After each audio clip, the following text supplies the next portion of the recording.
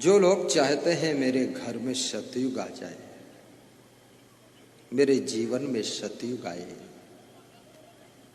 उनसे दो बातें कहूंगा।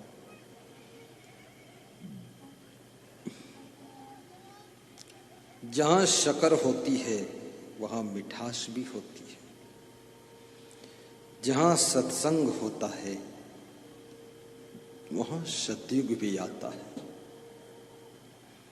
अपने घर में सत्संग का वातावरण बनाइए। टीवी स्क्रीन बड़ा वाला खरीदिए, एक कमरा अच्छा बनाइए। जिंदगी में बहुत कुछ बनाया है, मेरा आज्ञा है कि एक कमरा अच्छा बनाइए जिसमें बच्चों का प्रवेश होना वर्जित होना चाहिए। 2 बेड लगाइए अलग अलग, नीचे भी बिछाइए, थोड़ा बड़ा कमरा हो 15 बाई 20 का। 2 सोफा रखिए, टीवी स्क्रीन लगाइए, साउंड अच्छे वाले लगाइए।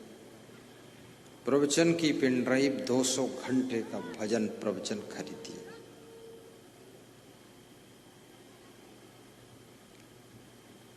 और उसी कमरे के अंदर व्यायाम भी कीजिए, योगा कीजिए नीचे बिछाकर, और प्रवचन भी सुनते रहिए। समासन कीजिए और सो जाइए। और उस कमरे के अंदर मधुर मधुर साउंड में प्रवचन की धुनी गूंजनी चाहिए। छोटे स्क्रीन में अच्छा दिखता नहीं है, महंगा वाला स्क्रीन लाइए। 1 घंटे सुबह और 1 घंटे शाम को आनंद लीजिए। और जब बच्चे कमाने लग जाएं तो ज्यादा आनंद लीजिए। डूबे रहिए, सुनते रहिए। अभी हमारे पास में राशि गांव से अवधराम जी आई, कह रहे थे ये मेरी भतीजी है, ये आपके प्रवचन की फैन है। फैन यानी बहुत प्रेम है उसको। बोले जब आप हंसते हो, उसमें ठहाका लगाते हो, तो ये बहुत खुश हो जाती है कि ऐसा संत खुल के हंसता है। इस दुनिया में लोग खुल के हंसते नहीं। लोग बिल्ली जैसी थोड़ी खीसे काटते हैं, खी बस खत्म। हाँ, खुल के नहीं। और साधु तो बिल्कुल नहीं हंसता है, साधु तो ओवरलोड है। और मिनिस्टर भी नहीं हंसता है। जितना मिनिस्टर है सबके माथे पर सिमटा पड़ा हुआ है, खतरनाक। और राजनेता भी हंसता नहीं, रात सपने में भी वोट मांगता रहता है, सबके हाथ पांव जोड़ता रहता है। और सपने में वो बैल से भी पांव छूता है कि बैल तू भी वोट दे देना। तो बैल उसके लात मारता है तो चोट खा जाता सपने में, खूब हाथ पांव। छत्तीसगढ़ प्रदेश में मैंने देखा, घर घर में नेता जाते हैं, कहते हैं भैया मने, दाई मने, दादी मने, वोट दे देना। अपनी माँ के कभी पैर नहीं छुआ है, और इस वोट के लिए न जाने कितनी कितनी गंदी औरतों को पैर छू रहे। इस वोट के चक्कर में न जाने किसके किसके घर में चुट्टा लोग रोटी खा रहे हैं। अरे वहां रोटी खाने क्यों जाता है?